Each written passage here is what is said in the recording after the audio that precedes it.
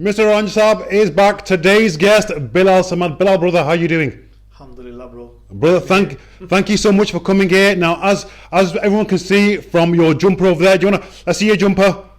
Workers' Party. Brother, tell us about yourself, Bilal. Grew up in Longside, ordinary guy, couple of businesses, well into politics, helping the community, and just living life, alhamdulillah, every day. Worship my Lord. MashaAllah, MashaAllah. Right, people, a lot of you will know Bilal from, he was a local, he's well known locally, and especially around Wimbledon Road area. You stood for MP for the Workers' Party in which ward was it? The Rusham constituency. The Rusham constituency. Demographics has changed, by the way. That used to be part of Gorton, so it's changed slightly. Right, so it's changed there now, yeah? A little bit, two constituencies. And you were doing some, he was seen on TikTok. You made some good content, and a lot of that went around. So, brother, tell us your story. How did it all start for you, brother? Tell us a bit about your history. You're a local lad. So, yeah, from the start. Well, my granddad's been in this country, from the 40s. MashaAllah. Fought the Adolf Hitler in the war. Really? Yes, that's right. That's how they came over to this country. My father came in early 50s, followed suit. And 6 decades, we've always been alongside my granddad, dad, my kids, next generation. Third or fourth generation you are? We've got 5 generations. Wow, now. right. 5 generations now. Alhamdulillah, we've always been in alongside Rusham area, alongside area. And they were always into catering businesses. Right. So I had a few restaurants and a few catering businesses as well as a few other bits and bobs. I did do a degree in sound engineering, by the way. Oh, did you? Salford. Right. My brother's got the studio now that I helped him set up. So big shout out going out to my brother for doing some studio work as well for that.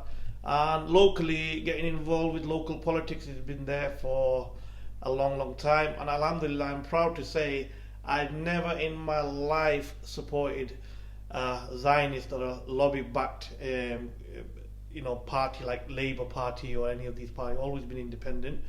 28 years now with George Galloway, who is a close friend, and ever since then I've never looked back. I'm proud to support Workers' Party till we get somewhere really far. Right, inshallah. So, brother, you've known George Galloway for 28 years. A long time. Well, I've not personally known him longer, but I've been supporting his cause even from Respect Party days. Right. I've known him for ever since he was kicked out the war in Iraq. I've always been following him up from there. Before that as well, I used to watch him speak, and him and Jeremy together, and I knew that these people were good soldiers on the left. Even Gerald Kaufman, my constituent, Gerald Kaufman, he was an absolute legend as well when it comes to British politics. Unfortunately, the backbone of these people in British politics no longer there. As you can see, Jeremy's been kicked out. He has, brother. Yeah, he's been kicked out. There's been campaigns. There was a nasty campaign against him. That's for me. That's the worst. This is the whole thing. A lot of people need to realize is when you sign yourself to the devil and you don't worship the devil, it is going to happen to you. And that's just the way it goes. Well, exactly. So, brother, everybody knows George Galloway. He was already very well known, a very good orator. But the way he demolished those 3 American senators when he flew over to America, that was legendary. Of course, yeah. That was amongst the greatest content you're ever going to see. It's very, very harsh for me to put it this way, but if you put a nuclear bomb on one side and integrity of George Galloway on the other side, that integrity will outweigh that nuclear bomb. Absolutely, yeah, this yeah. is George for you. This is why they can't touch him. He's untouchable when it comes to, these kind of politics when they're trying to frame him and deframe him and all sorts. But brother, this is one thing that concerns me a lot because I was speaking with a gentleman called Ahmed Yaqub from Birmingham. That's right. Yesterday. Yeah, I was interviewing him, and there seems to be a lot of politically motivated cases going on. In particular, George Galloway, when he entered the country, was he denied entry or something? That's right. Yeah. No, he's been arrested for anti-terrorism charges. It was really sad. It's disgraceful. It's disgraceful. He even said, there's a lot of concerns in this country now. And we look at ourselves as a cause, look, George, when it comes to politics, you put 500 MPs in one seat and put him on his own, he will do a better job than all 500 of them put together. I think you're right. He's not just one solution or one party, like you're going to just talk about Palestine. It's every single angle he will cover, from NHS to crime rates, to housing, to hospitals, everything he can cover. But unfortunately, one of his, the thing that he's known for, the most policies, is the Palestine cause. Yeah. And he's been doing it for decades upon decades. He has, yeah. Yeah. Unfortunately, the lobby is not, going to let him go that easily. They know they can't touch him. Politically, they'll try and deframe him, as much as they can. Even last election in Rochdale, the amount of money, hope not hate, spent to and let him not get that seat. Brother, this is another concern where there's a lot of money being spent by so-called charities, all aimed at getting George Galloway out. Of course. And there was lots of questions. I've got lots of mates in Rochdale. They were all asking lots of questions about exactly what went down with this election. Well, the conspiracy theory, I wouldn't even call it conspiracy theory. I've had doubts on it. Desperate time comes from desperate measures for the devil. And they had a box come out of nowhere. Yeah. Ballot box. Yep. There's a court case still on that now. And yeah, it's what my friends have been telling me about. It's really, really, bizarre. I don't want to say much about rigging in British politics now, and I never thought that I'd say that, especially the father of democracy, UK, when it comes to fair play in elections. I don't think that was a fair play in Rochdale. It wasn't. It wasn't. It wasn't. And they spent more than they should to sort of like go against him. There's a court case still pending on that, by the way. Don't know the outcome going to be, but touch wood. There's councillors there, Farouk, Minam, they're doing a wonderful job. And Rochdale will thrive with the Workers' Party's soldiers over there. Right. So brother, we've now seen a certain cases being levelled against George Galloway. So when he was charged, when coming back, it seems to be a trend now where as soon as they're coming back in the country, that's when they grab him. Yes. Right. And what has he been charged now, or what's going? Charged. They even said to him, "You don't have the right to remain silent." Really. Really. And he wouldn't have been that upset, but the fact that they arrested his wife. Yeah. And give her that hard time is a disgrace. A member of parliament, 7 times a member of parliament. What he's done for British politics is nobody can match that ever. Exactly. Go down Yeah. in legacy, and them to do this act of desperacy. I've forgotten her name now. Is it Shabana, the Home Secretary? Shabana Mahmood, yeah. Shabana Mahmood. She was definitely part of it. And she was George's student. Right, yeah. Wow, the irony. Jealousy, the irony of that, and the jealousy of of what they knew and what they don't know, and it's just really heartbreaking to see. The thing is now, these kind of, I call it atrocities in British politics. It's common for everyone that speaks out, and it's dangerous. Freedom of speech has been revoked. You can see all the marches, 80-year-old people getting arrested. I know. Saying free Palestine. So basically, just so you all know, this is all we've seen a lot of marches in support of Palestine, trying to raise awareness, and they're trying to quieten the protests, aren't they? They're trying to get rid of him. Of course, this is beyond despicable, beyond when it comes to British politics and brother, it seems to be an orchestrated campaign. They've got help from the government, they've got help from the media. There's a lot of people all trying to silence all these protests. They're all on the side of Israel. Israel has got a massive hold on this country. Of course, well, this is what I'm talking about now. They control the narrative, they control the media, they control politics itself, they control most of the parties. So it doesn't matter which party goes into power, they're still going to have the same. They have a huge amount of influence. They've got a huge amount of influence over politicians, over the bankers, over the media.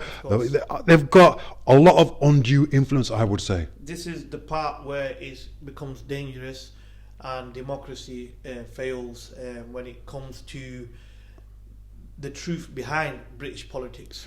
Is it really freedom of speech? Not really. No, it's not. It's controlled by a bunch of bankers and other scary rituals and scary lobbies behind the scene. People say it's going to be revoked. Right, I would say a lot of people in Parliament are too afraid to say it, but they have a huge amount of influence behind the scenes. These are the supporters of Israel. Well, everybody knows the fact, like, if you speak against Israel, basically, 100% the lobby will get in a full force meeting and definitely go and attack that person. Okay. That's what they don't want. Yeah, so we saw a good example of this with Jeremy Corbyn. Jeremy Corbyn. He had a massive campaign against him. Zara Sultana, Jeremy Corbyn. They tried it with Gerald Kaufman, but he stood his ground. I've forgotten his name. The other MP, Robin Cook. Tried it with and Ken Livingstone. Yeah. Ken Livingstone was one of the best mayors of all time. You know, he didn't even say that much. I met Ken Livingstone a number of occasions, and to tarnish him like that is really, really disgraceful. Well, this is it. I mean, but for me in particular, it was an orchestrated campaign against Jeremy Corbyn because the biggest fear there was if he gets into power and then he takes this neutral stance, I would say. You know, they're not the pro-Israeli stance. They saw it as a massive danger. Of course. So we had huge segments of the media. Of course. All the pro-Israeli press. Of course. All trying to defame him. And running stories, we saw the same with George Galloway, but with Jeremy Corbyn, it really went into overdrive. And do you think they still have that hold over the media, or do you think because of social media now, the other narratives getting through? Well, thankfully, it's a very, very good question that you have. People are fighting back. We've got social media to help people to understand and educate people more about the scenes of British politics. For that reason, it's a tug of war now. The good versus evil. People are coming stronger. Independent people are, voting, for the other, left, or you can call it independent MPs or councillors that fight against the lobby and talk against, all these atrocities, Israel. People are waking up to it. The education is for the youngsters as well. So this is a good thing. But they still have control of mainstream media, mainstream newspapers, the banks, gold, insurance companies, all the major companies, pharmaceutical companies. So it's very difficult to say, how long will it take for us to have fair say in British politics? So here's one thing I'd say is, if anybody's doubting this, we saw how, because the narrative was not being built on TikTok, for example, they tried to ban TikTok in America and force the sale of it to someone who is pro-Israel. Of course. This is why most of the people don't realize I'm all WhatsApp, Instagram, Facebook. Most of these apps are owned by the Israelis, Yeah, Israeli lobby is owned by anyone who's pro-Israel. So because they'll work with Israel, and so they will work with Israel, and in particular, it's that data. It's all going through Israel, so they can blackmail people. Of course. And it's just come out just today that Jeffrey Epstein. I was just going to mention that. You've seen, this is really, really a trick. They're very intelligent. You got to understand that these people are very, very highly intelligent. It's been going on for a while, though. This has been going on. Especially Mossad and all these, CIA. They're highly, even the CIA is scared of Mossad. By the way. They're highly intelligent. They do these traps, so they have more control of the politics itself in Washington, in America, in England. So, brother, Jeffrey Epstein was a sting operation run by Mossad. Do you agree? Of course, 100%. There's no doubt. There's no doubt about it, is there? There's, if you talk about intelligence, we've got sheep and we've got shepherds, unfortunately. Yeah. And we've got more sheep than shepherds. A lot of people, they follow media and what these narratives control, how these narratives control the media. They will follow that. you can easily see, if you're intelligent, that this was a sting operation for the futures to come, and that's how they work. And if you keep quiet and follow what they say, you'll be left alone. If you don't, that's it. It's all game over for you. That's just the way it is. Right. So it's quite scary for me, because the more research I've done, for example, Oracle, which I've spent my whole career working on, Oracle databases, it was all a project originally for the CIA. Of course. Right? And then it became the world's biggest database. Of course. Facebook's the world's biggest database. Yes.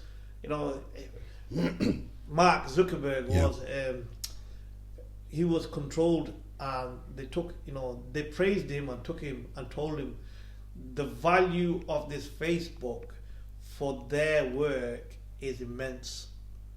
So Mark Zuckerberg's part of the CIA. Oh yeah. I think it's more a case of so they can use Facebook to influence, of course, sort of content that's going on there. Yep. That's pro-Israel or anti-Israel. Of course. So this is why if you say too much on Facebook about Israel or talk against these atrocities that was going on, they'll take it down straight away. Yeah, they will do. And it just picks up. That's just the Oracle gets involved, and it just shuts it down. So the stranglehold they've got is unbelievable. Unbelievable. The odds are very powerful on their side. But people are waking up, though, aren't they? Of course, they're waking up. They can see that there's a darker side to the world, and all these rituals and all sorts of things that happen behind the scene of politics. A lot of people are not aware of. It's terrifying. There's a lot of dark say some more. These rituals, say some more. Well, no, I don't really want to get into it a lot, but there is a lot of dark rituals. Right, I would say that, just my 2 cents over here, there's a lot of dark rituals going on, there's a lot of stuff going on, right? And you'll see the same thing cropping up again and again and again. And yeah, it's a very touchy subject. So, but brother, we've seen a lot of these things go on. Now, back in the day, do you remember Nick Griffin, leader of the BNP? Oh yeah, I remember Nick Griffin. Now, he was an old-fashioned white nationalist, right, and he was very anti-Israel, right, very anti. He used to say the Zionists control our government. That's right. Now, he hates Tommy Robinson and his crowd because he used to say these people used to approach me, offer me lots of money, and say the one thing you can't do is criticize Israel or the banks. He's on record as saying this. Yes, he goes, you can't criticize Israel or banks, and you have to turn your attention on the Muslims. Yes. Do that, we'll give you lots of money. He said he always refused, and now he's seen Tommy Robinson and all this new crowd go that way, and he goes, they've taken their money, and they're all being supported and funded by that. What's your take on this? It's absolutely true what you just said. This is the reason why he doesn't get any airtime anymore. Yeah. And they shut him down, massive. And unfortunately, it is what it is. Like I said, when you speak against them, this is how it works with the politics in this parliament in UK. Nick Griffin, I wasn't a big fan, but some of the policies that he was talking about, I have to agree, because we have the same policies in our manifesto. We have to call out what we think is wrong. No, he wasn't the brightest of politicians with few of his far right views, but most of the things that he spoke about made sense, and because it made sense, it was scary to the lobby and the Zionist movement. This is why they shut him down. So they shut him down in particular because he kept criticising the banks, the central banks, the control they had of the monetary system, the ability just to print money. If you own the money of a country, you've got infinite wealth, and that's the problem here. I did this like a small survey once, and I asked 10 people, it was in total, and I showed them a £20 note, and I said to them, can you tell me who owns this £10? He goes, the government owns the £10. All 10 of them said the government owns the £10. I said, well, if the government owns the £10 and it's money, how do they become debt to themselves? Yeah. How do you become debt to yourself if you own the money? You have to be debt to somebody else. So if the government's in debt, who are they in debt to? So the money is not owned by the government, it's owned by a private family. Exactly. And and from Napoleon days, the war, them days. Okay, and just to be clear, this private family, they're big supporters of Israel. They are the creator of Israel. Right. Now, The signed Balfour Declaration. Was signed now we're going to talk about this, the Balfour Declaration. We'll come back to this, yeah. But the Balfour Declaration, where were the main creators from of the people who signed it? Where were they all from, brother? Well, Lord Balfour, the foreign minister, was from Sale, and Right. believe it or not, Yeah. the movement was from alongside where I'm from. Hayne Wiesman, the scientist. There we go. There we go, He people. was, Yeah. So this these are was all Sale. local people. These are all local people, right? So Believe it or not, Anson Estate, my next street, Birchfield. right, wow, right. There we go, people. M13. Yeah, yeah. Israel started from M13. Yes, so Israel started from all around here, the whole theory, right? And these people, as we were saying here, the Rothschild in particular, right? They signed the Balfour Declaration. See, this is how powerful. We have to be very careful on what we say about these families, because they have no mercy for nobody. Yeah. These planes go missing. Like Malaysian airline. All these are not conspiracy theory. One that got blew over Ukraine. 50 of the world's best doctors had cures to the diseases that people not aware of. They just got blown up. They say, it was some sort of a rebel fighter that blew it up in midair. That's a load of nonsense. We have to be very careful. They make planes disappear. Well, absolutely. How powerful they are. So this Balfour Declaration that was signed by the Rothschild itself, they were single-handedly the creator of Israel. Now, they used that to force Winston Churchill to allow the creation of Israel, didn't they? So basically what happened was, Hayne Wiesman was a scientist, a Russian Zionist he was. He was a scientist that studied in Manchester University. He came up with this gunpowder thing. It was a chemical that was used in the war for the bombs, and they looked at it as a very valuable kind of an asset. So when he got that together, they give him a lot of benefit of the doubt. It was that influence that he came up with a movement saying, look, we want the Zionist movement to go forward, and we want Israel, a land for the Jewish people, for some of the Zionist people, rather than just because Jewish people already had homeland, they were living in Palestine already. So that's when he approached Lord Balfour, had a meeting in Rusham and Wythenshawe constituents. Then he approached the government, wrote the letter, the Balfour Declaration, and sent it to the Rothschilds. Say, look, this is what we want.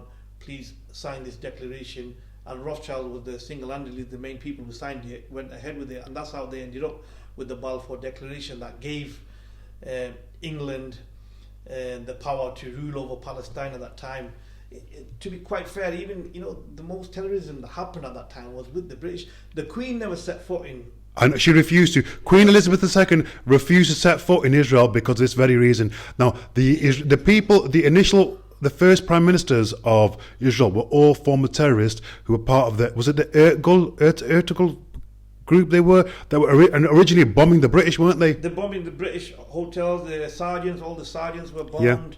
Yeah. There were booby traps for a lot of the British soldiers. By the way, on record, the Palestinian, whether they're Hamas or Hezbollah or any of them groups, they never ever killed one single British soldier. Absolutely. But the Zionist movement killed many, many British. Right. Queen Elizabeth II never went to Israel. I'm not sure Prince Charles did, but her grandson, Prince William, he recently, with his wife, went there. So are we now seeing a change of direction from the British royal family? What can I say? I don't know what they've got on him and right. what their influence they have over him. The Queen was very firm. Her stance, by the way, I'm very, very respectful towards the Queen. Her views on a she was brilliant, actually. Of course, she was impeccable.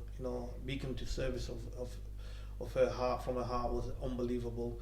She knew that Israel and the way they were performing and what they did, the terrorism act against the British consulate and British sergeants and British people, she knew it was a disgrace. She said no way that she'll ever, and she didn't, visit Israel or be part of that. She never ever spoke against for it as well. Right. She there's a difference. Let's not forget. She's very happy to speak about the beautiful Jewish people. So is everybody else. Nobody has any problems when they all form them and as anti-Semites. We've got nothing against the Jewish people. Jewish people are living side by side, and there's a lot of Jewish people in all these Muslim countries, side by side. We actually love the Jewish people, don't we, brother? Of course, yes. I mean, if you look at the recent, call it terrorist or whatever, attack you had in Cheetham Hill, which we condemn, and what a disgrace. That's a disgraceful, brother, what happened there. Cheetham Hill and Prestwich, the Muslims, especially most of the Pakistani brothers and the Jewish people, are living side by side for decades. There's never any problems there. Decades. Brother, decades. Now... By the way, the business that I started off, and my landlord were Jewish. I love them to bits. Russell started me off and he's Jewish. Right. I've been to his house many times. Been to his weddings, and I love him to bits. So, brother, here's one thing I would say, right? Is when this attack happened in the synagogue over there, it was number one, it was disgusting, right? Of course it was disgusting. Because we have to condemn that outright. It's never okay. It's not Muslim. Islamic. Yeah. That's something you can't take it out on people because you don't know what the views are. And look, people are going to have different views. You got to get used to it. That's just how it is, right? But ultimately, what they did was a lot of the people were saying, and a lot of his neighbours were Muslim. This is one of the people who died, and they were saying he's the nicest man you could ever meet. Really good guy. And I think in Manchester in particular, there's a large Jewish community up north in the northern part of Manchester in Prestwich. I got a lot of friends down there. And there's never any issues. There's never any problems. No. And we all do business together. We all get along together. And it's a very good example of a multicultural society, I would say here. It's multi-faith, multicultural, but Muslims in UK never ever had problem with the Jewish people. They never had problems in Iran. They never had problems in Morocco. They never had problems anywhere in the world with Jewish people. Exactly. Jews are very similar to Muslims. Very, very similar to Muslims. Yeah. All their beliefs are very, very similar to Muslims. We share the same God. This is it. A Jew can come to a mosque and he can pray there, and it's definitely the same God. We can eat the same food. Yeah, we can eat kosher food, right? On top of that, I really admire their stance about idolatry. Zero tolerance policy. They're not having it. If you believe it or not, if you look at the stance, the Orthodox Jews, they're against Zionism. They are. They can't stand the Talmud. Yes. They said, look, this Torah is what God's given us. Yes. Talmud is man-made. Exactly. So, and when you read the Talmud itself, what these people believe, it's really scary. I know, it is, yeah. I mean, there's... Really scary. So, just so people are aware, a lot of Jews do not agree with the state of Israel. A lot of Jews do not Majority. agree. Yeah, majority, I would say, yeah. And a lot of Muslims, in particular, our religious beliefs are almost exactly identical to Jewish beliefs, but it's done slightly differently. But, for example, both of us believe that when a woman is married, she's meant to cover her hair to a certain degree, yeah? Certain Muslim women wear a veil. Jewish women just wear a wig over it or something. Yeah. They've got different approaches. Now, Musa alayhi salam, Moses, which they believe is in our Holy Quran. See, for a Muslim, we have to believe in Christianity and Judaism. Both of them's in there. Yeah. In the Holy Quran. So you can't be a Muslim unless you believe the Torah. Well, you can't be a Muslim unless you believe the Injil, which is the Bible. This is absolutely... My daughter's called Mary, Right, mashallah. Maryam, the mother of Isa alayhi salam, Jesus, if you want to call him Jesus, but Isa is his real name, So you have to believe Judaism to become a Muslim. Anyway, you have to believe in Kitab, these Bibles. Absolutely. But the original one, by the way, don't let me get... Yeah. So, brother, here's one thing I would say. I'm a small sect of Muslims who, we don't eat shellfish. Right. I refuse. I'm not eating shellfish. I don't eat crabs. There's certain things which I'm more with the Jews and their, why take that risk? If they're bottom feeders. So, there's other things I can eat. Yeah. I'll just go along with that. But sort of shellfish, these kind of things a lot of Jews don't eat, I won't eat either. Right. It's simply because it's not too obvious or clear cut in the Quran. And if they're not doing it, then why am I? You see, when you said clear cut in the Quran, we have our problems in our own society. Yes. when you talk about politics, a lot of people say, can you mix Islam with politics? I mean, who started the NHS? Who started the hospital and that? Exactly. Muslims. Yeah. The first welfare system ever to be built was by the Muslims. Yeah. Umar anyway. They brought this to England, and England is thriving from that system now. The NHS, child benefit. Who invented all these hospitals? Algebra. The algebra. Well, especially if you talk about politics. So when people say, look, don't involve politics with religion, that's a load of nonsense.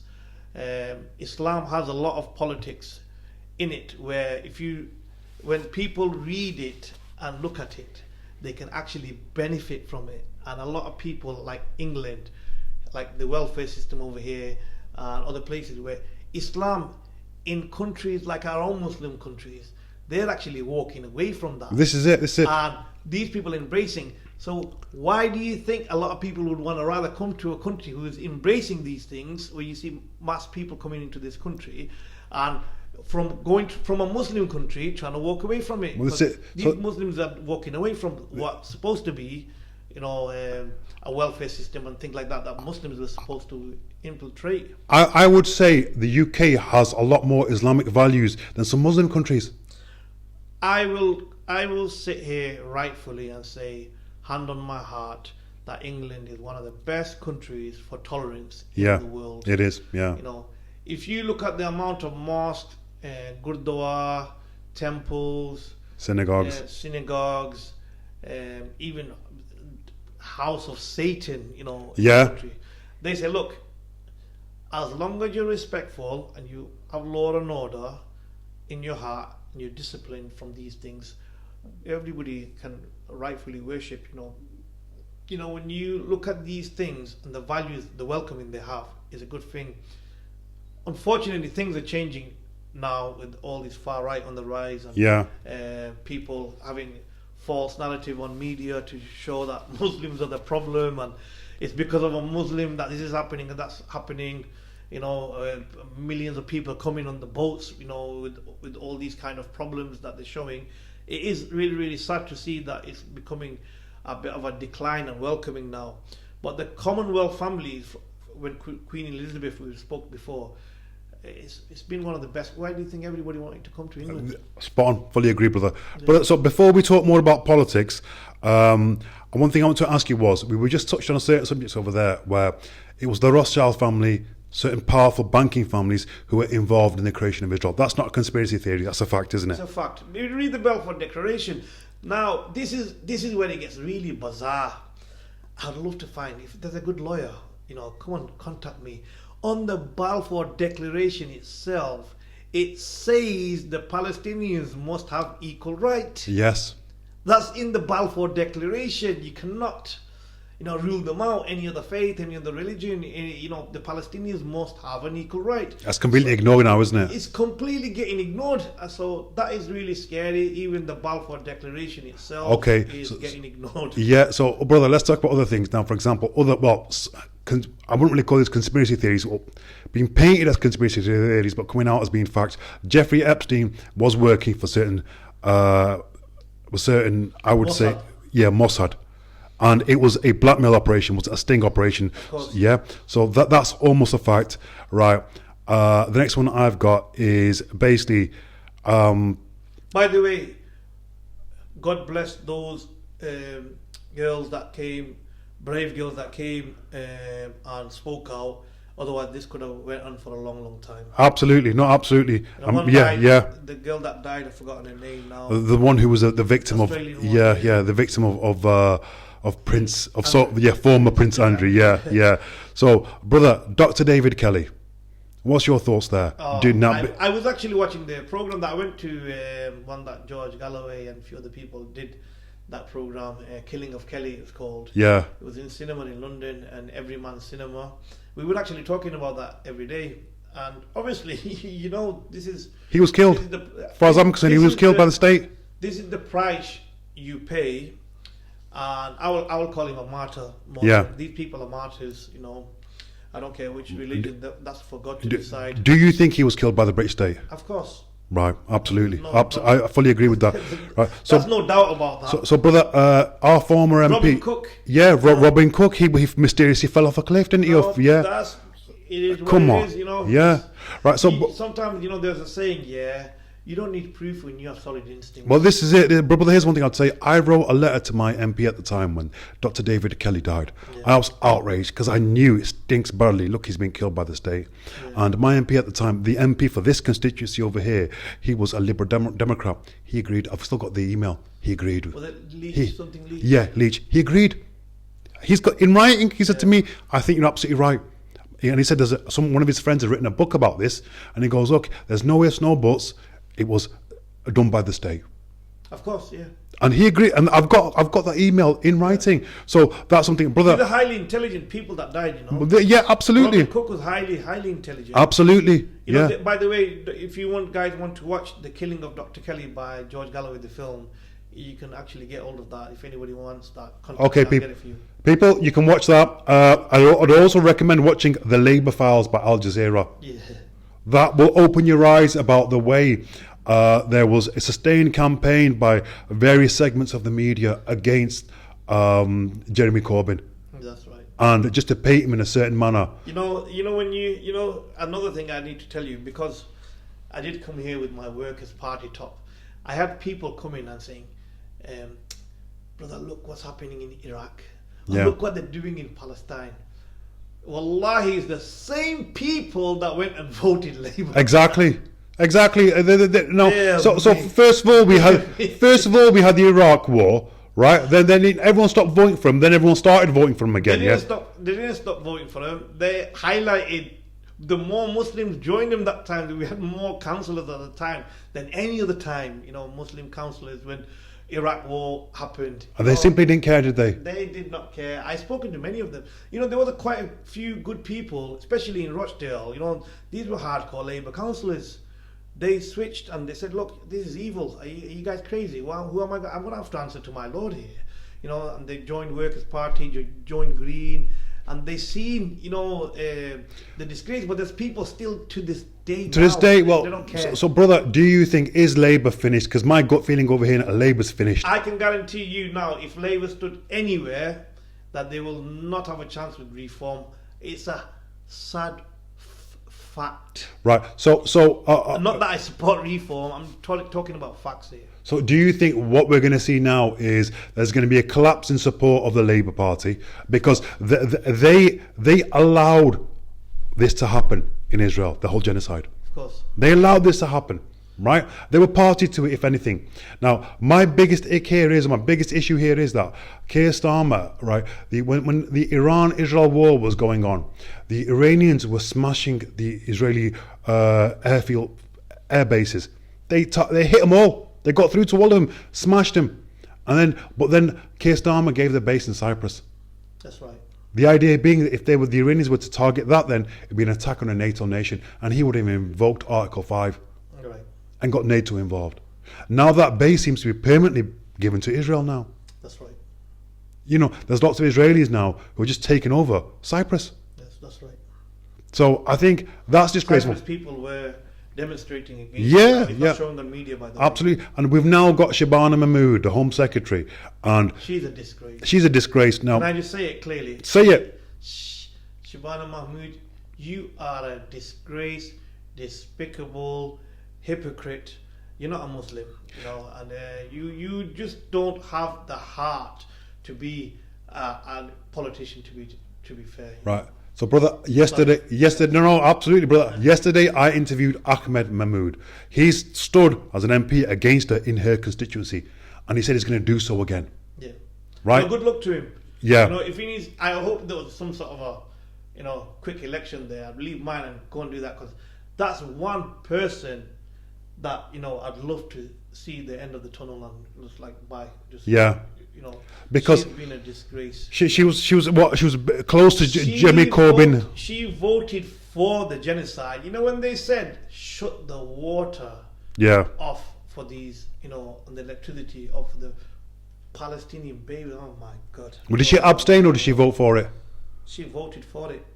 Right. She was one of the hypocrites of our society. and she calls herself a Muslim. You know, there was limits. Okay, let's, for argument's sake, say Hamas was a terrorist group. For argument's sake, people can argue that all day long. Some people they're freedom fighters, for some people they're terrorists. Okay, no problem. I won't get into that debate now. But at the minimum least, you know, the Geneva Convention, England was so like, oh, Geneva Convention. How do they say in the British Parliament, the same Parliament that ruled the world, by the way, do not give water to dying babies? Dying babies here I'm talking about. Not grown-ups. People, dying babies. I think it's a level of influence that the Israeli lobby have over the UK Parliament. All major parties, I would say, maybe with the exception of your party, as in the Workers' Party, and maybe the Green Party. But yeah, I'll give you. This is one example I'll give you. Like I said, if the British government, they'll have to do it in a snidey kind of a sneaky little punch, you know, like a sucker punch, when they talk about Israel. Say if they do something like atrocity upon us, you know, and people think, well, that's enough is enough. They have to do it to a certain level with their mouth, not with their action or writing anything like that. If they criticize, full government criticize Israel, the lobby will get involved and shut England down. That's how powerful they are. Yeah. You're looking at all the mortgages, the banks, the insurance companies, everything. This is the fear the government has. So they've got that stranglehold over the UK, haven't they, really? Yeah. What's the country without finance? Yeah. You know, the banks, you know, if you control the finance, it's like a home.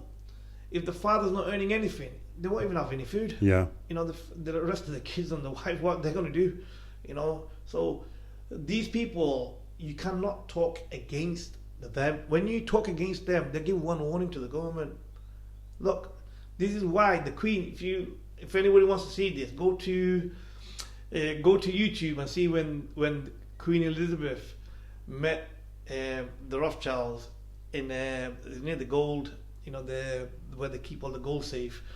That time was recession, and the Queen Elizabeth told him, she was a brave lady. She said, "Look, you need to behave yourself. What's going on with the recession? You know, come on, get it out fast." So you can actually see that. Yeah. She told them to behave themselves. Say, look. They were really scared of her, you know. She had a lot of power. Yeah, absolutely. If anybody wants to see that, by the way, go see when Queen Elizabeth met one of the Rothschilds.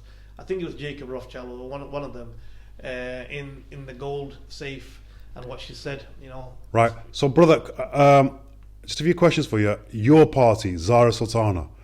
Now, I saw that party start. There was a lot of hope for that, and it seems to be a bit of a disaster there. You know, they were like a beautiful ice cube going to the beach. That's what they're like. Yeah, but it was a disaster. That was a disaster. Can I just ask you, if a beautiful ice cube goes to the beach, how long do you think it's going to last? Minutes, and that's what happened there. She lost all credibility very quickly. That was a match made in hell, by the way. Yeah. Jeremy Corbyn is a good man. He's too soft. Yeah. He's not a veteran like George Galloway. I love you, Jeremy, but you're too soft. You know, and it is what it is. He should have joined George when he told him to, but he was too scared. Zara Sultana, she's very brave, but she's not very soft at the same time. Yeah. You know, Zara Sultana's views on Palestine and Palestine alone only, it's okay. We don't get that. But you're an MP now. Use some intellectual facts when you attack these people. Everything that you say, your vote's not going to mean nothing. Try to combine with other people and join forces so you get votes. In the parliament, it's all about votes. If you want outright votes on what you say, that. Brother, I think she lost all credibility in my eyes. She's not. No. I'm not a fan of Zara Sultana that much, and that party, your party, is gone. It is. Look, can I? I don't. This is no criticism.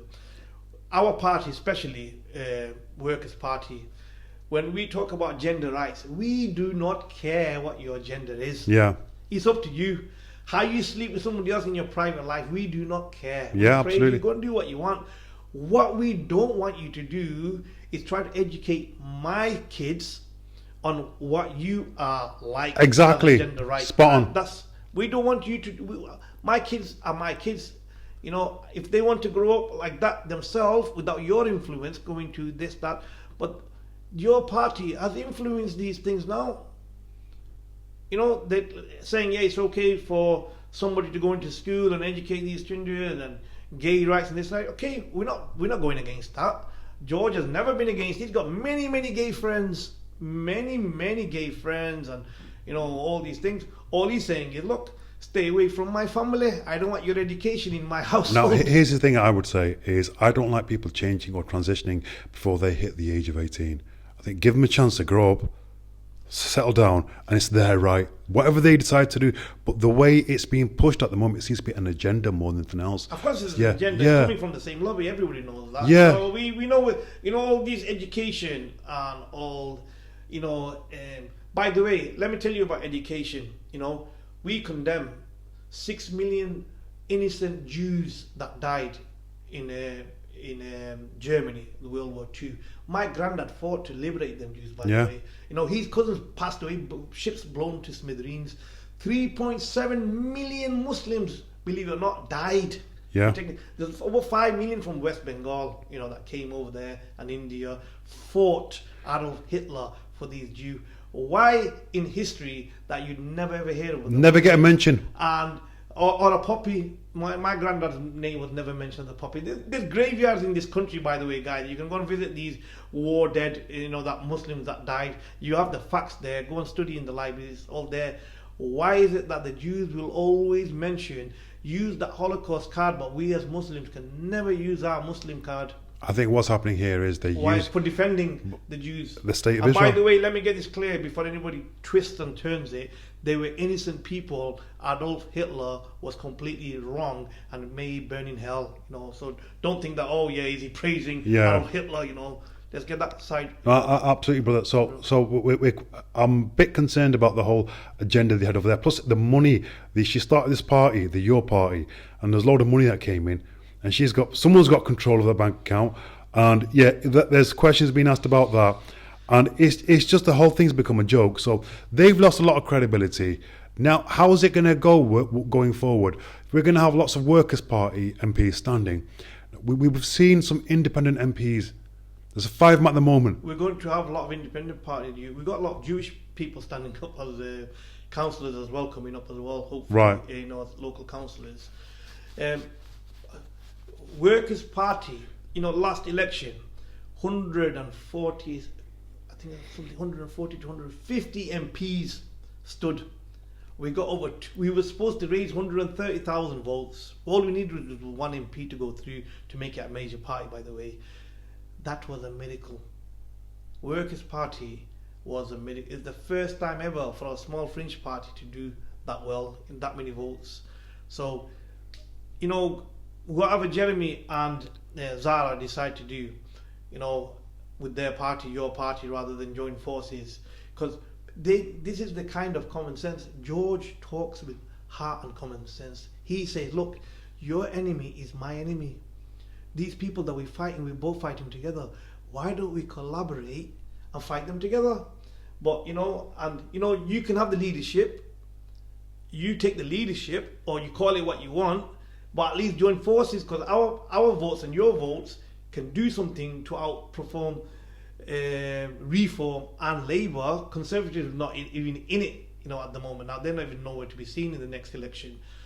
But they decided not to. Okay, so brother, can I ask you how many? Does that make sense? How many MPs will be standing for the Workers' Party at the next general election? We will try to get every single constituent filled. Really? We will try. Okay. Is George? We don't know how many is going to go through, but we got a good chance. Don't forget last time. Sorry, you were saying something. Yeah, was George Galloway going to stand as well? Of course. Right. This will be a different election. Last time, the election, even me, I got almost 4,000 votes in 2 weeks of campaigning. We had 2 weeks, you know, and what you're going to do in 2 weeks is it's not enough. We've got 2 years. We've got a long time to think about it. You'll see how much difference we make in the local elections that's coming up in March. Workers' Party is going to thrive. George Galloway, don't forget, truth and integrity never dies. It takes time, but it never dies. If anyone can ever prove George wrong, He's been caught somewhere lying. I promise you, I will leave Workers' Party and never support him. We're a party with integrity, and we're a party for everybody. People think, oh, they just talk about Palestine. They just talk about... No, we talk about humanity, you know. Local issue for us is nothing. To give these local councillors and potholes and fixing these ruts here and all the dirty roads and everything, bro, we'll go in that council and we'll sort it out in 1 week. Okay, so brother, do you think Keir Starmer will survive until the next general election, or do you think he's gone before then? Did you know he's Jewish, by the way? Well, yeah, this came as a surprise to me. I found out after, yeah, right. He's got family in Israel. Yeah, he's got family in Israel. I think the lobby will want to keep hold of him, even though the public can see that he's got no chance everywhere he stands. He's hated. He's one of the most despised prime ministers we've ever had now. He's the worst, honestly. He enabled this genocide. He enabled the genocide. It's not just a genocide, it's just him on his own as a person. Imagine this.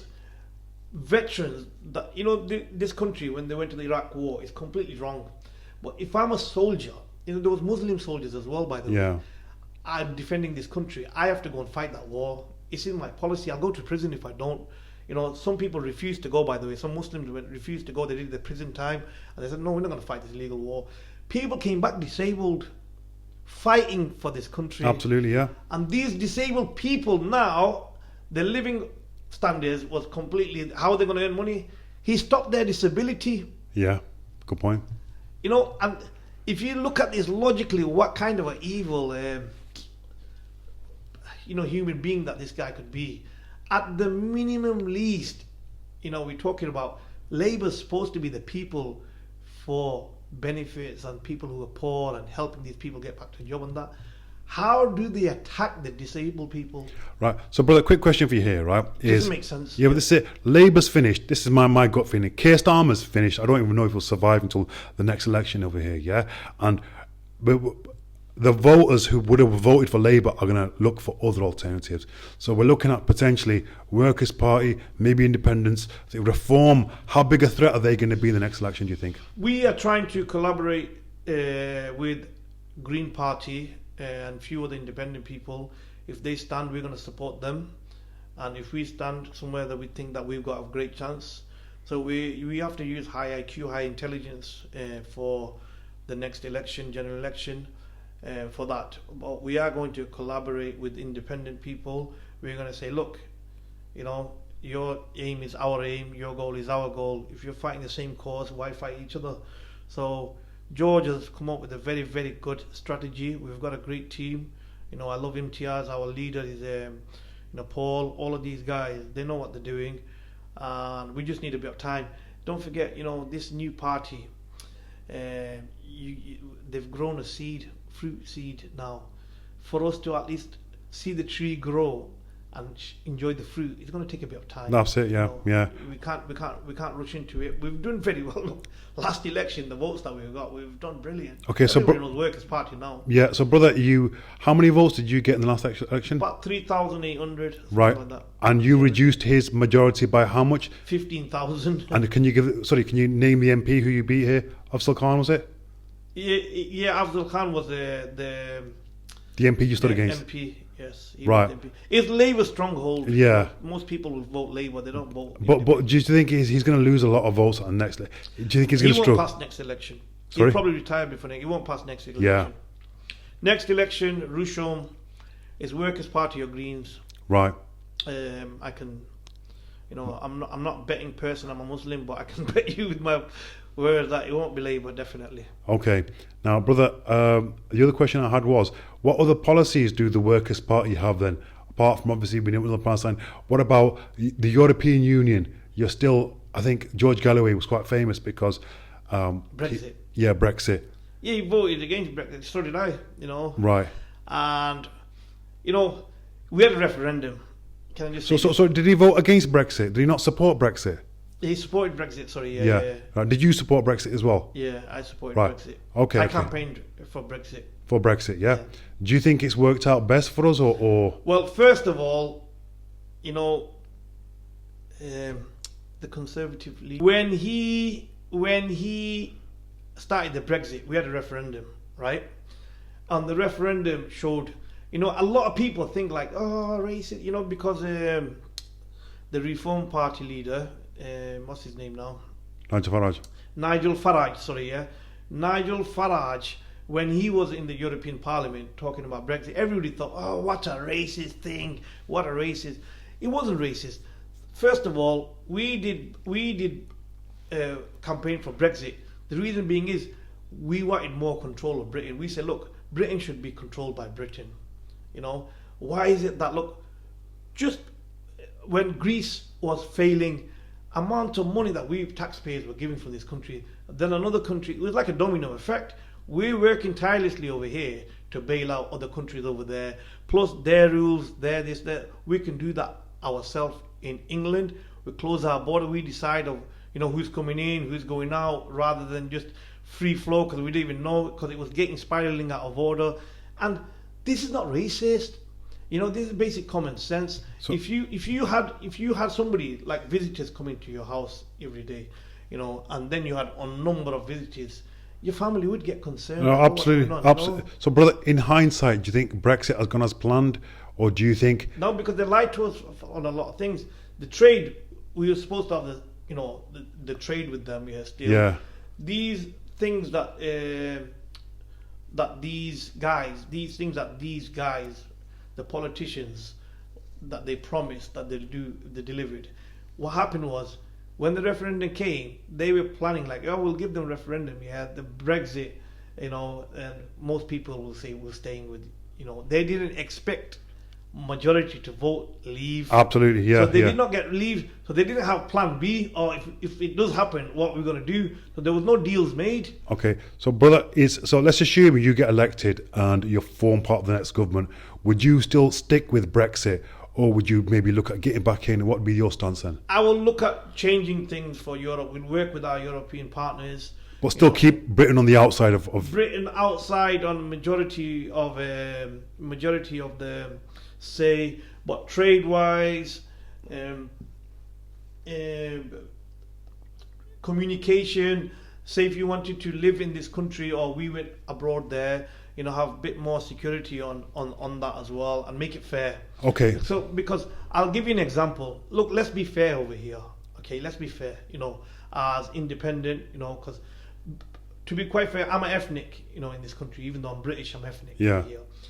If you have 100 people coming into England from, I'm giving you an example, from Greece, and you don't have one person moving to Greece, to England, because of whatever reason they want to be here rather than over there. I think it's nicer in Europe anyway. Yeah. It's going to be overflown, and it is overflown now. There's 5,600. No, sorry. Now it's 6,700 people that are homeless in Manchester. They can't get houses, they can't get this. So if you're trying to put 4-litre petrol in a 2-litre car, how is it going to work out? It's not going to work. So, brother, we have to be fair. Look at all these hotels and everywhere now. I feel sorry for these people. It's brother, really not fair on them as well. Yeah. So, brother, how would the Workers' Party deal with immigration then? What would the stance be over there?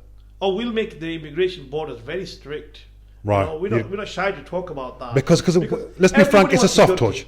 It's a soft touch at the moment. The Labour did this on purpose. Yes, it's a soft touch. This is the reason why they're doing it on purpose to Reform get into power. This is the reason why everybody in the UK now are losing their mind. Yeah. It's not for anything else. They don't have a problem with we Muslims and Christians got along here for decades. Yeah. We cooked their food. We took them home in our taxi. We had neighbours that came to our house. We went to their house. We got on for decades. We don't have no problem.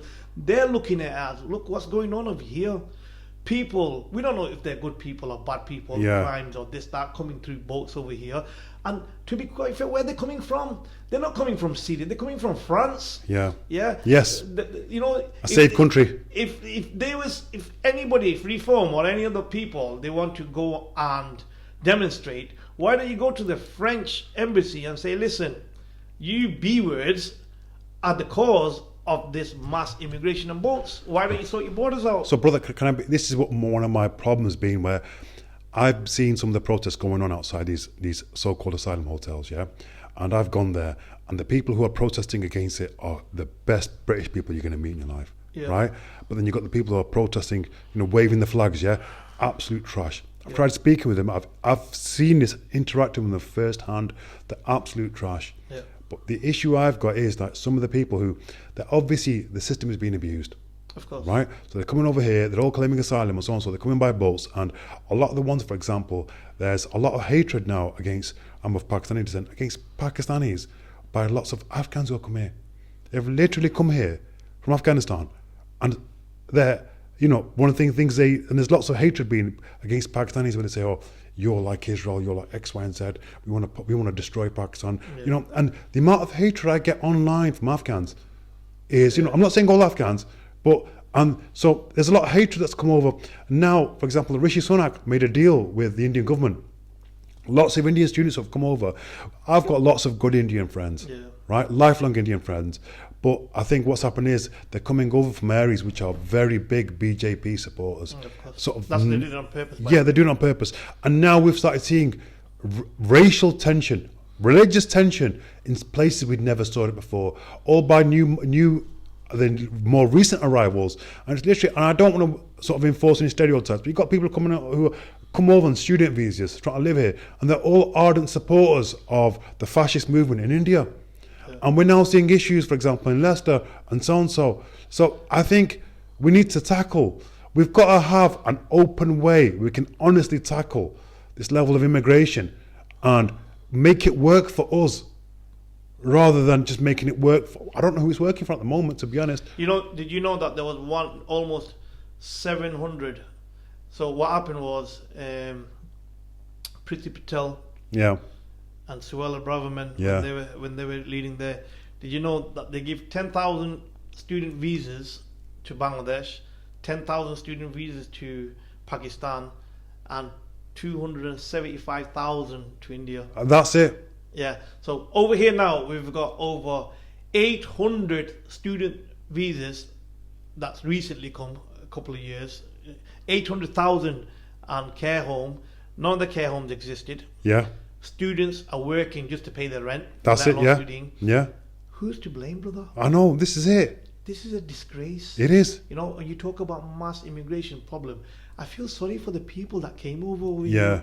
They spent up to 15 to 20. You know how much £20,000 is in Bangladesh? Exactly, a lot of money, yeah. They'll never earn that. They sell their houses, they put their house down on the land and so on, so yeah. Deposit.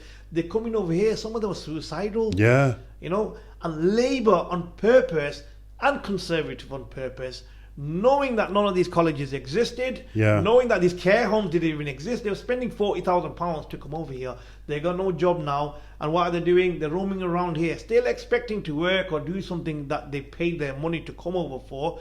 Took advantage of these vulnerable people. That's the disgrace. So when you talk about Workers' Party, we see things like that. Yeah. We can talk out against things like that. We won't allow things like that to happen. If there was no college in the first place, why would we give student visas out? But another thing I've been campaigning, or I've got a lot of coverage for, was I did some content about how some people get married in Pakistan or Bangladesh, right, or India. Yeah. And they get married over there. They're doing courses out over there of how to claim domestic violence. So you get indefinite leave. It's a very big brother, I've got people sending me messages saying that they're on the verge of ending it. Yep, right? True. And they've just people are just abusing the system. They're taking the piss. Something needs to be done about this. Somebody said to me once, if you throw crumbs near pigeons, they will come and eat the crumbs.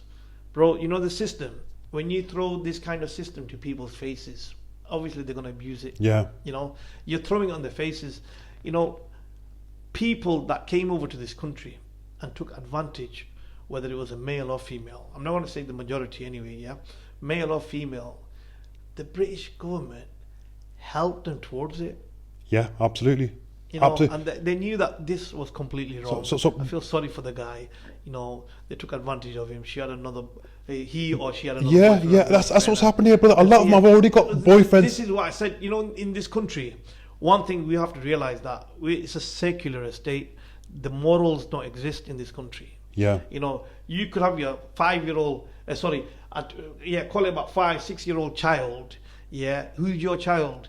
If you speak against that child now, you can get in trouble. This is it. Say So, it's my so, son. so, so, No. brother, if you become an MP, right, would you do something about this one issue of course. fake domestic violence claims Of used to course. get immigration This is status? what our party is based on human integrity on daily lives bro, as well. yeah, This is absolutely. what we vouch for. So would every you day. would you be prepared to open up cases going back, for example, last 10, 15 years, 20 Of years? course. And when people, brother, the worst thing is when people have had their hearts broken. Of course, They've it's been happened used. many times. Yeah, it's happened used. to my own family. Yeah, brother. happened to my Brother, family. it's happening in everyone's family. Every Asian has seen this happen. We've seen lives destroyed, but sometimes by these accusations, just to get the visa or to stay here or whatever. Yep. And then they start bringing over their own family members and their old boyfriend and so on and so. Yeah. So And you, there's thousands of of cases. these So you would do something about this, brother? Yeah. Yes, of course. Right, you heard that, definitely. people? Bilal's. That 100%. Listen, we say over and over again, Workers' Party work with integrity. Right. We're not here to please anybody if they are doing something that morally is not consistent with a human life. Right. You know, we believe in integrity. You know, we believe, Okay. something like that. Morals is very Yeah, important, right. bro. You Bilal- can't just have politics without morals. Bilal, you know? I need you to sort of look at this issue and raise it as much as possible with the Workers' Party. If you can raise this as an issue, right, and champion this, I promise you, you'll walk that election. Yeah, you'll walk. Inshallah. You get all the Asians will support you because everyone's suffered greatly here, brother. Of course. Right. I But- know. You know, Right. I had one person, I won't mention his name, but he's one of the drivers, named Mazar Takeaway and all Yeah. that. Yeah, he works there. I was helping him. He had exactly the same case. I've just took him to a good solicitor to deal with it. Right. He's heartbroken. He's crying. This is it, brother. It's devastating, He's people. sad. Yeah. Yeah, So, I'm actually helping him now. Yeah. So this is what we need. We want parties to come along and say, look, we're going to do something about this, and effectively take the issue up because, brother, it's a very sensitive issue. Yeah. People have had their hearts. Asian people don't like to talk about this. They suffer in silence. Right, but what's happening is it's got that bad now. I've had hundreds of messages from people who have suffered from this. But I've literally had thousands, and there's an epidemic that's been going on. Yeah. There's a problem. There's a national scandal waiting to be explode here, and I think you would be an absolute vote winner for yourselves. So Right. please do raise this as an issue, Bilal. Yeah. Of course, definitely. Right, and- I'll keep that indefinitely 100%, and I will promise you that. So brother, let's talk about other policies you've got the Workers' Party. What about the economy? Brother, The economy is, a lot in of trouble. investment. We're in trouble. We're in serious so, trouble. brother, Nobody here- wants to invest in this. Well, this is it, brother. Nobody wants to invest here. Yeah. We've got AI coming along, Yeah. right? Which is really it's gonna take a lot of jobs. Yeah. Right. Has. Right. Even solicitors, lawyers, everything. Yeah. Even songwriters. Yeah, because it writes better music. We're living at a scary time. We are. So, brother. You need veterans in that parliament now. Yeah. You need to be really, really, people abroad, people in this country, all the businesses, the restaurants are closing like no tomorrow. Absolutely. The price hike is a disgrace. Yeah. Normal standard living. People forget going out. They can't even afford to buy going in, So, Bilal, look, you're an experienced businessman as well, aren't you? Yeah, you've Yeah. seen the economy decline. You're seeing businesses struggle over here. Yeah. Right. And a lot of people try to blame it on Brexit, which is not true. Yeah, right. Do you think it's been the war that's been happening with Russia and these other things? They've jacked the war in Israel. That's jacked up the prices, hasn't it? Really? And COVID. After Brexit, okay, Yeah. we had a little bit of issues. Yeah. Okay. The issues was, the scaremongering of people. Yeah. Oh, what about where we're going to get the tomatoes from Spain? It's going to go up to £20 and £30. No, it wasn't that. Okay. So we had that problem. Then we had the shipping problem. Yeah. The, That's a big problem. I suffered from that myself. Yeah. The shipping problems we had. Then we had the Ukraine problem. Yeah. Where most of our gas, the gas and electricity gas that we get Yeah. Ukraine and everything like that, to Europe. We've had that problem with Russia. This is why Keir Starmer wants our children to go and fight for them now. Yeah. What a clown. So, we have that problem. Then we had this, the problems that we had with this, the mass immigration problem that we had in this country. Yeah. Then we had a kind of a price hike on everything. Absolutely. The inflation of this country, especially the austerity, has gone out, spiraled out of Yeah. order anyway. And don't forget, a lot of people don't know this. We spent £1 trillion, 1 trillion, bro. That's 1,000 billion in the Iraq war. Yeah. You know, that Iraq war still, conservative came, they couldn't pay it off. Still till this day now. Yeah. We're paying for these damages. So, brother, we've had bad decision after bad decision. We've had illegal wars. We've had big supporters of Israel and all their wars. And we're now left with the bill that we can't afford to pay this. Austerity is killing us here. It's spiraling out of order. It's going to get worse. Yes. Things like this is a danger to the country. You know why? Because it's not just, if you look at the mental health in this country, it's shot through the roof. So, brother, Nigel Farage was saying that he expects a general election as early as 2027 because he thinks that Keir Starmer, the government's going to collapse. Because it's already collapsed. Yeah, it's already collapsing. So he says that because the austerity will get so bad over here, because in effect what they're doing is they're paying off all these debts and they're taxing people more, and more money is being used to pay off these debts. Right? And these debts are all going to these central banks. Yep. Right? I think what they need to do is turn around to say to up yours, we're not paying you anymore. You see, most of the people when they vote for these people who have no idea about business. Yeah. They have no idea about local issues where people are suffering. They just sat there, Labour, go and vote Labour, go and vote Labour. Yeah. You'll never see Afzal Khan coming into our neighbourhood and helping a business or planning these. Has he ever talked about businesses or suffered about how much delivery or Just Eat is taking the percentage of it? No. It's ridiculous. They won't talk about these things. They'll talk about something stupid. This is what I'm saying. We have a lot of intelligent people, from Workers' Party, with business people who can help towards people's business thriving, lawyers who can help people. So sorry, let me ask you a quick question there. Bilal, you made a very good point there. Would the Workers' Party do something about the way Deliveroo, Uber Eats, Amazon... I'm a campaigner for that. And I want to shut them down. They're all taking a piss. I want to shut them down. Right. That will be my policy. If all the takeaways are watching this, and I know that you guys are working, because I've been there, I know. You guys have been working, and 50%, you're saying it's 35, it's not, work it out. 50% of your profit goes to these mafia, gangsters. And what are you working for? You're working for nothing. Exactly. I will help you guys to get rid of these people if you vote me. Right. Especially my constituents, I promise you. Right. You'll do the same amount of business and you will not need these crooks. Right. So, brother, why can't we have our own nationalised form of just an app, a food delivery app, It's all done for free. That way, at least we can see the amount of people who are going on there, and ban, for example, Uber Eats or so on. So it would be far better off just doing that. They're making, it's heartbreaking. Brother, they're not paying any tax either. It's heartbreaking. They're making billions out of It's a piss take, my brother. Yeah. It's a piss take, and instead politicians, politicians kiss their asses. Right. The reason why the politicians kiss their asses is because of mass control. Yeah, and they're paying them big money. It's mass control. Once you have mass control, the politicians don't care about people. You can go starve to death. So, brother, I think in an ideal world, what we could do over here is we could do a new ban Uber Eats, ban Deliveroo, and we do a nationalised app where it's free to use, it's regulated, and that way we make sure that the takeaway owners keep up most of the money. Shall I tell you one of my policies that I had in my last general election to all the students? I said to all the students here, I'm going to go to every single shop that you guys know, a food shop especially, and I'm going to get Workers' Party app where you guys get 15% discount if you order from these guys. As long as you don't go to Uber Eats and that, you guys will get 15% discount. And I told these guys, I'm going to give you free promotion on our airtime and get you guys business thrive as long as you look after the students. No, these kind of things we can work. I can work on these kind of things. We're working on apps now, really good apps to help businesses thrive. We're actually working on that now. I've got one coming up soon called Chauffeur-Dine where people can have free lift. You can travel for free. I'm trying to cut the Uber, not just Uber. The traffic, the traffic's spiraling out all order in London, Manchester as well. So one of my policies that I'm trying to make is reducing 15% of our traffic, and I'm coming up with how to travel for free. It's going to work exactly the same as the percentage that you give, where these people will make money, but they'll be having a free lift, so you don't even need to worry about going to these restaurants. You can go there for free. Right. So, Bilal, we're hearing some good things over here, right? Yeah. You're going to tackle these big corporations who pay who take the piss, really, like Amazon, Uber Eats, and so on. Yeah. So they take the piss, they take too big a cut, and you're going to tackle them. How else are you going to improve the economy over here?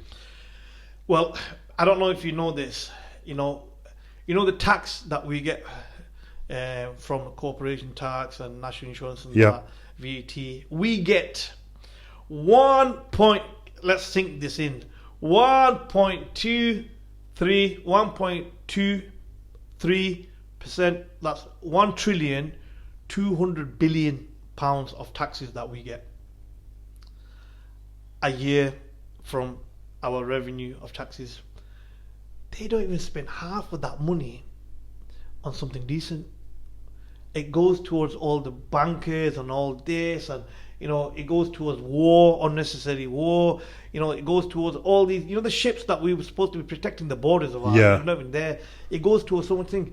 If you had somebody intelligent, say if you had 10 intelligent economists in this country, and you gave him 1.2 trillion pounds a year, we won't have no poverty in this country. Absolutely. So, brother, for a We start, won't have no poverty. so brother, austerity, you're going to scrap that, aren't you? Yeah. I will single-handedly try my best to fight austerity, starting from my constituents here, and tell everybody over here, get everything ready, and we're going to work hard. Yeah. I will show you the difference within first 6 months. Because if you look at my videos that I did last time, somebody asked me a question, morally consistent, why is it that you're going to do? I said, listen, in my constituents, I lived in this, I was born in this area, yeah? I said, we have the highest crime rate, the most deprived constituents in whole of UK. When you hear Moss Side, bro, all you can hear is shooting and killing, Yeah. 700, about 600 shootings, so many fatalities, from these, and people starving. There's people that I see where food bank, when you do a food bank over here, you'll see the queue. Yeah. An MP, if I was to represent being an MP, bro, I have to at least in my heart have the decency to understand that these people need to be fed first, live in security. Yeah. If I can improve at least that in my constituents, why would I stand for? I don't have no time to go and rub shoulders, with these big politicians, for this and that, the dinner parties they do and all that. I got no time. Winslow Road is becoming a disaster. It is. It's dying. 70% of our English brothers that came to this, English Scotland. When you hear Curry Mile, you hear it from Scotland, but you hear it from everywhere. Yeah. There's not even 0.01% of English people going there anymore. Yeah, no. And all the curry, the restaurants. All right, people are trying now with My Lahore and My Peshawar. Yeah. And Bukhara is coming, and Sanam, thankfully, is still there. All the legendary restaurants and that road itself, or how it was, it's all declining. It's all gone. It's all dying. All shisha places and burgers all now. Shisha places, well, some shisha places are doing well to make it restaurants and that. Yeah. We don't have no problem with our Kurdish brothers over there trying to do, but it's all declining. Yeah. Where's all the English people gone? Where's all the native, Yeah. Irish, English? Where they all gone? And it's becoming a joke. Yeah. So I would love to see the glory days back in my constituents. I'd love to see it cleaned up. The rat infestation in the back is ridiculous. Atrocious, Yeah, I know. Atrocious. Yeah. How much tax are they getting from them people? Exactly. It's And they're not doing anything. They're not doing anything. Honestly, do you know what? It's just a form of robbery these days. I told most of the students said that they're going. I didn't have. How many people are you going to reach in 2 weeks, bro? Yeah. 4,000 votes in 2 to 3 weeks was a lot. Yeah. If I had 1 year to campaign and tell these people what we really need, I'm telling you, we've got a really good shot at this. So, brother, on this next election, right? If you campaign then for solidly for a year, do you think you're going to win it? Listen, I don't want to be arrogant here and say I want to win it. I always say this: democracy is in the hands of the people, bro. Yeah. When people look at Parliament, look at the Parliament. Look, you are the Parliament. You, the one that made that Parliament. You decided who to go there and not to go there. Democracy lies in the hands of the voters. If the voters have any knowledge at all about what Labour's doing, what they did in my constituents in the last so many decades, and what they're not doing, yeah, they can easily see and say to themselves, look, let's give this guy a chance. He was born around here, he was brought up around here. Not one of them were born and brought up around here. Yeah. When I was stood last election, and they'll never be. I was born there. I know what I'm doing over there. I've worked with local council. I worked with anti-drug people, anti-depression people. I worked with the health and hygiene, health and safety. I worked with the loads of different, kind of crime rate units that I work with, with people. I know what I'm doing there. So if I can reach people and say, look, this is my track record. This is what I'm happy to do for this constituents. It's up to you guys to vote me or not now, because I can't force them that vote.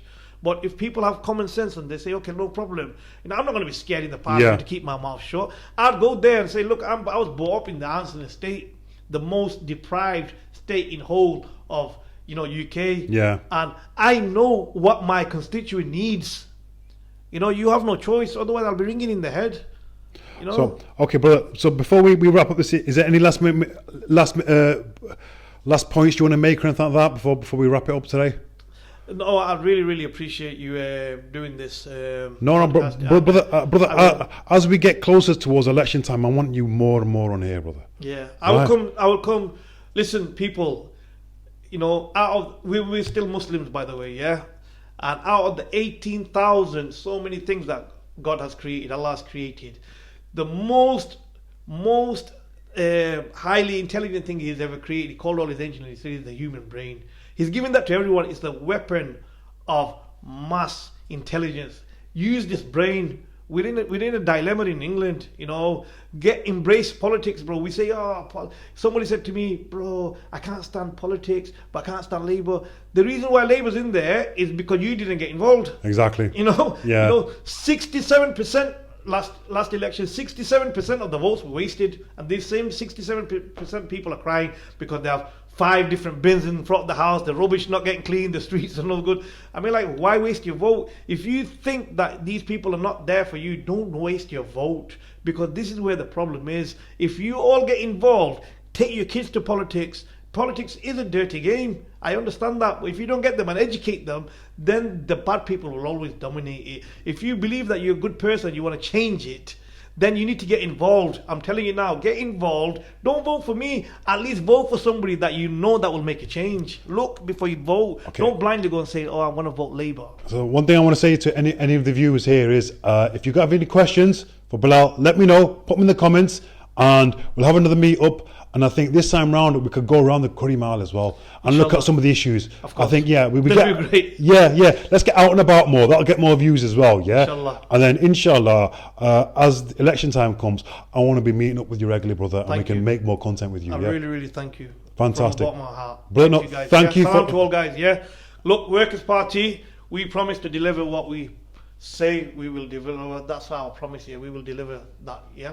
So please, guys, go out there, get yourself involved, and see what you can do to at least help, make it a good election. At least go and talk to people, share your views, share your thoughts, talk about what's going wrong in this country. If you don't have a say, when you have the right for a say, you're not going to get far. We're not going to change nothing. Thank you. Bilal, thank you so much, and inshallah we'll have you back here again soon. Thank you. Thank you, Okay, cheers.